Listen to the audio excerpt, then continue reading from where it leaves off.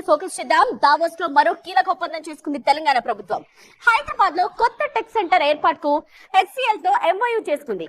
Telangana pavilion లో HCl tech CEO చర్చలు జరిపారు సీఎం రేవంత్, మంత్రి Sridhar Babu. Hitech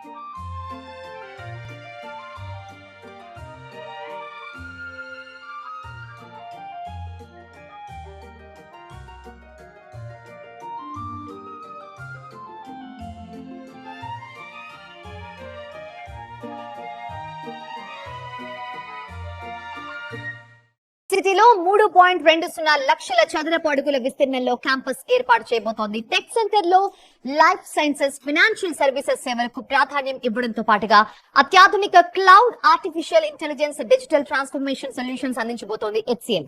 HCl tech centre తో కొత్తగా 5,000 మంది ఐటీ నిపుణులకి ఉద్యోగ అవకాశాలు రాబోతున్నాయి.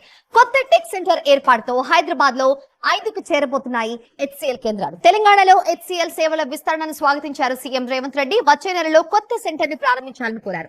అలాగే ద్వితీయ, తృతీయ శ్రేణి నగరాల్లో కొత్త యూనిట్స్ ఏర్పాటు చేయాలని హెచ్సిఎల్ ప్రతినిధులు కోరారు.